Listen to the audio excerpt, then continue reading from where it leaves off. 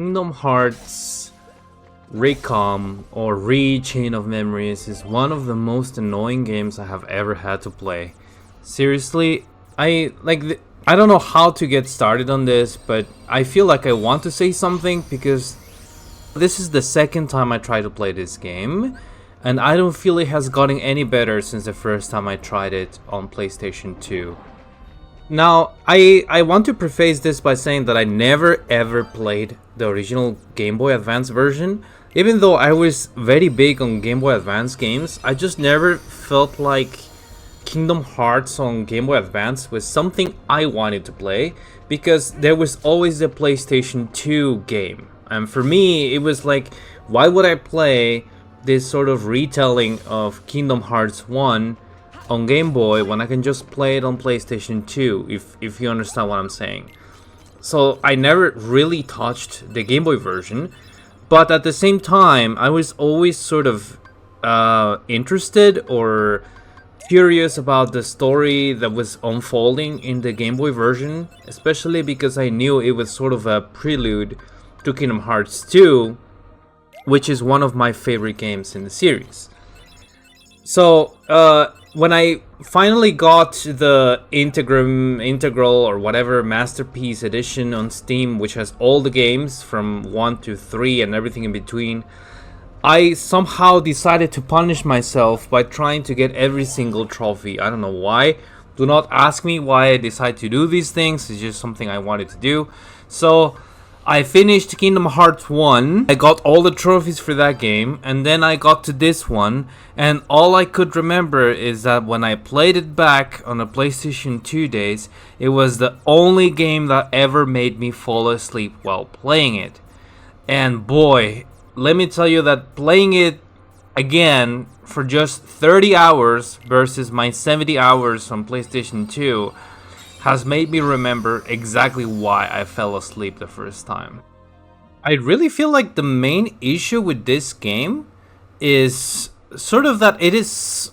I really feel like the main issue with this game has to do with the design, and I personally do not mind having to go back to the old Disney worlds. I don't mind. You can rehash stuff as much as you want. Every single person in the world has shown time and time again that they don't mind playing all these rehashes.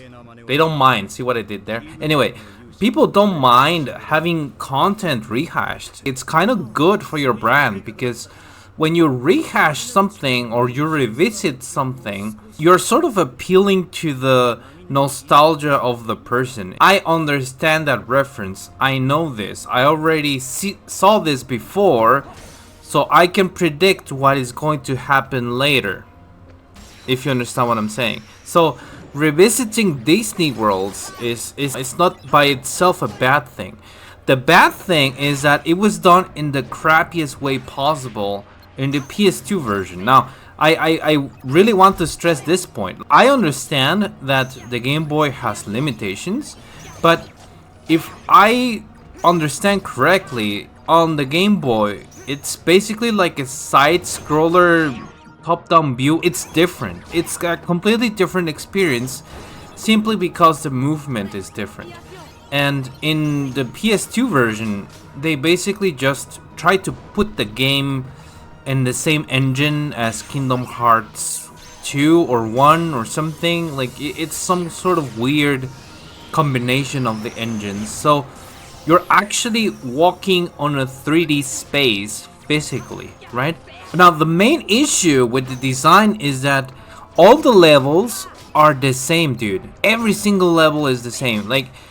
This game has this weird system where you're supposed to take a world map card or whatever, and you use it on a door, and it will spawn a room of some type dictated by the card, right? So you keep all these world map cards, and you're sort of building your way through some sort of stupid predetermined map, which just has to connect from A to B, where B is the stairs to the next floor, right? You're going up some tower.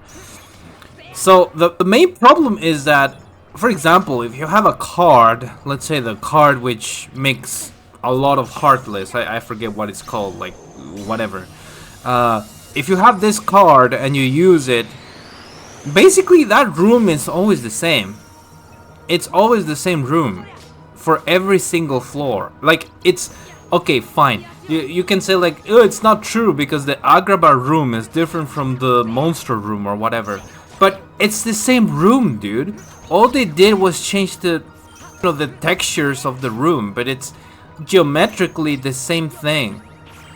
And moreover, in these rooms, when you like kill everything in them, they just become completely empty. There's nothing to do. There's absolutely nothing there. So 99% of the game is just you walking through the same rooms, which eventually become empty over and over and over again. It's crazy, man. And if I had to describe what it feels to become insane in a video game, it's just walking through empty rooms in Recom, dude. That's what it is. That's what it means to go insane, because it's wow, dude. Like, I don't know who play tested this game and said, yeah, dude, this is it. This is the definitive Kingdom Hearts experience. I love it.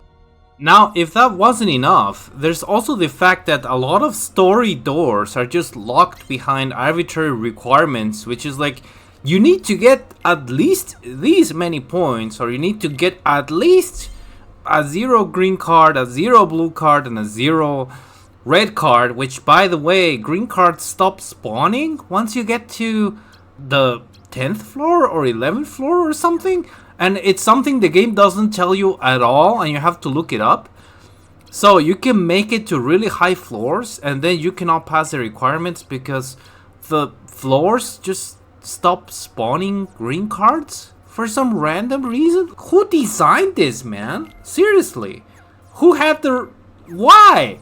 So it's like, I feel it's a perfect storm in this game where the design is just weird and obtuse, and it feels like it's actively trying to make you waste time for some reason. Why, man? And then we get to the combat, right? Like, okay, let's say, fine, the navigation is terrible, but how about the combat? Now, for the most part, when you get to the later levels, I usually just try to avoid combat, because combat is just really, really tedious in this game. So the design for the combat is a bit ridiculous.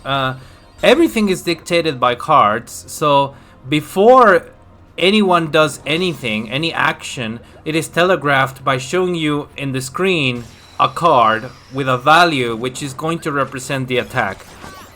And in this game, it's basically just slap party or something. I don't know, it's highest number wins. It's the most basic and stupid card game ever. So all you do is, if you have a higher value attack card, just put it out and it cancels the other guy's attack. That's all it is. And of course, to counteract this, they made this slide system where you can put 3 cards together and you sum up their value and you do a special attack. And more or less the only way to cancel it is with a 0 card. 0 card is designed to cancel all these ultra high value combos or whatever. So all you have to do to win in this game is higher value card all the time. That's it. That's all you need to do. So there was a really, I would say, smart person, because when I played this the first time, you would think when you play the game for the first time, the game pushes you towards making a deck based on slides. So you would spam the triangle button and just put 3 cards together and big number, go burr, just burr. And for the most part, this strategy kind of works at the beginning, especially if you have some good slides. But when you start to get to higher levels, the slides are sort of not that useful. And the problem with slides is that when you combine 3 cards, the first card you use in that combination is going to disappear forever. You cannot reload it anymore, because yes, there's a reloading system. So Slides have that disadvantage, and you can use elixirs, I think, to get your cards back, but it's not that great. You can really run out of cards eventually. So, while it is a good strategy, it gives you a lot of invincibility frames, it's not that safe, if you know what I mean. So someone on the Steam forums just posted, why not just fill your deck with 9 cards, have some potions or whatever to reload them quickly, and just keep 3 0 cards to break the opponent's slides. When you're fighting a boss, they will sometimes use slides, so you would use a 0 card to break their slides. And actually this strategy works, because then you just completely forget about the game. That's it, you're not playing the game anymore, because the enemies, it doesn't matter if they're bosses or just regular enemies, they don't have any card beyond a 9. But the rules say you cannot have any card beyond a 9. So the only way to beat a 9 card is by using a slide or using a 0 card. So when you start to use this strategy, you can just keep attacking normally, because the opponent will never have a card above a 9. They can break it with a 0, but you can immediately go back to attacking and there's no problem, right? You can just keep attacking, that's it. And if they use a slide, all you do is put a shortcut on your 0 card, go over there immediately and break their slide. So it becomes really simple, and if you have enough potions and elixirs in your deck, especially when you become max level, it's really easy. It's ridiculously easy. So all you do is break their cards. When you put out a slide, break it with a 0 card, they lose 1 card. Eventually the boss will run out of cards and they need to keep reloading a lot of very often, and it becomes very easy to win, man. It's just, so there's no thought really into playing the game. You just keep spamming 9 cards, and so it feels like they try to go for a lot of depth in the game, trying to make you think about, oh, let me build the perfect deck. But actually it's kind of not really interesting, because the main issue with this game specifically is that they're trying to mix an action game with a strategy card game, and you simply don't have enough time. Like a strategy card game is fun when you have turns, real turns, and you can decide how to deal with the things. But number one, the base card game itself is not that deep, and number two, having a card design goes at odds against the design of a strategy game. Now, I honestly do not know if it's better in the Game Boy version, simply because you don't have this extra dimension. The problem is you also have these huge arenas, so you can actually run away from enemies and move around your deck, and just it's so weird, man. It's weird. I feel like, for example, if the Game Boy version, because the resolution is so low and you're next to the opponent, you're basically forced to commit to whatever is going to happen all the time. If you understand what I'm saying, it's like whatever is out is going to either hit or miss. It's a binary thing. But here, you can actually put out a card and you can completely miss, because the space is so large, the 3D space. So it feels weird, man. It feels really weird. And once you understand the strategy of the 9s and 0s, every single fight is just a joke. It's not hard at all. It's just you using the correct card. And I actually don't mind having an easy game every once in a while, but it's just the problem is that the game becomes tedious, because you, for example, if you become level 99, your attack power doesn't really scale with your level, and when you start to fight in higher floors, the enemy encounters just take forever, because you do the same amount of damage that you did back in the first floor, man. Your damage never goes up. So I don't know, man. Oh, it's so tedious. It just feels like a waste of time. But so the good points, the things I like about the game, well, I like the characters, I like the Organization 13, I really like the themes they're exploring. in the interesting parts of the story. I simply just skipped all the story from the Disney worlds because I didn't find it interesting at all. But the new story stuff is interesting to me. But it's honestly, out of a 30-hour game, as I played it this time, it must be 4 hours tops of content, which feels really, really thin. It's very thin, so everything feels like a Naruto filler, if that makes sense to you.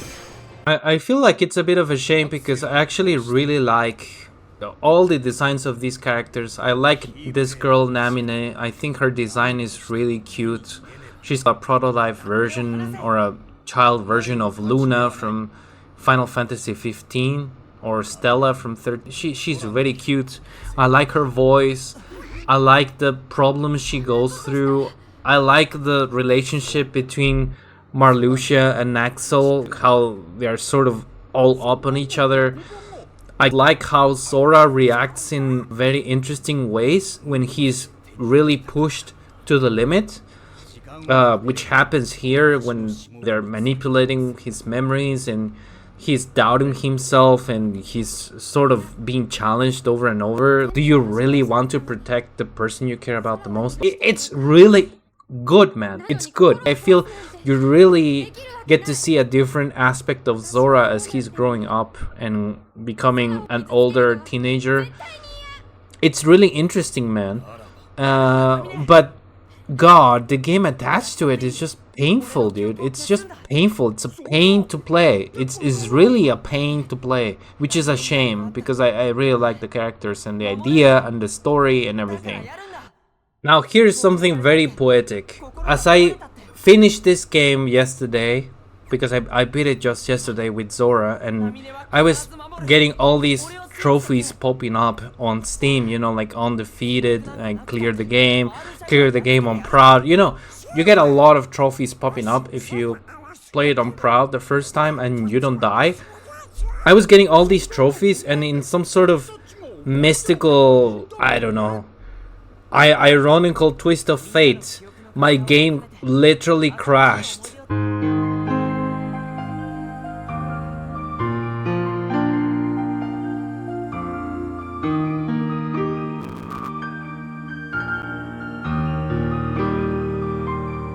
Like it just froze there in the results screen, and then I couldn't save my clear file, and you need the clear file if you want to go ahead and go Riku's story. So I had to go back and literally go fight Marluxia again twice, which, you know, at least he's not hard at all, but God, it was really annoying, man. Seriously, having to do everything again, but whatever. That is that. So, yeah. So I have now started the Riku mode of Chain of Memories, and I think I speak for the vast majority of Kingdom Hearts fans when I say that this is probably the most interesting part of the game out of the whole package. And when I say that, I don't mean that I'm trying to discount the story that you get with Sora. I actually do think the story with Sora is not only important, but it's nice and interesting. But if I had to, for example, turn Zora's story into a cutscene collection, I think that would be good enough if you wanted to experience the story, because you're not missing anything. But the Riku side is interesting because we never got to play as Riku in Kingdom Hearts 1. And not only that, even if Riku has to go back and do all of these Kingdom Hearts 1 things again, it's more interesting to do it as Riku because we never had anything from his side, how he experienced Kingdom Hearts 1 at all. So now, just to preface this, my Recom experience with Riku is going to be sort of an expedited one. I decided to just go ahead and give myself a lot of levels at the beginning because I am not built for this grinding, man. Not in this game. Like Kingdom Hearts 1, I did everything. I really did everything. I got my levels up to 99 by myself and everything.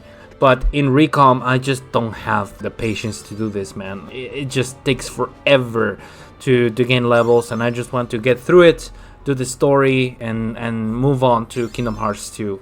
Otherwise, I will never finish the Steam collection. I will feel really bored, I'm afraid, and maybe I will drop it. So I just want to enjoy the story and get through it, and I'm really happy. Well, I'm happy with Riku's story so far. So, Recom, Chain of Memories, weird game. I don't know, man. If it really feels like this is the Naruto filler of Kingdom Hearts, but it is what it is. It's part of what we have. It's part of the legacy. So I have to play it just because I want to get all the trophies on Steam. Should you play Recom? What you do you? I don't know. I don't recommend the game. I think it's very boring. I think it's very poorly designed. I think it's a pretty bad game overall. But it's a bad game with an interesting story if you're into Kingdom Hearts. But on the other hand, you can also get, if you could watch just the cutscenes, I think you would have pretty much the entire thing already locked in. You're not missing anything. So it sucks because this is the first and only game where you can play as Kingdom Hearts 1 Riku. And what's worse is his story is locked behind the worst gameplay part of the game, which is the entire Sora campaign. I don't know, man. It's bad decision after bad decision from Square. But anyway, that's it. That's my rant about Recom. I'm going to start playing the Riku campaign and see how I like it. So if you made it this far, thank you for listening. If you found it, well, sorry. Well, if you found it interesting, thank you. Give me a like or subscribe. But I also understand it's a video about Recom. How can it be interesting when the game itself is so boring? So anyway, catch you later, guys. See ya.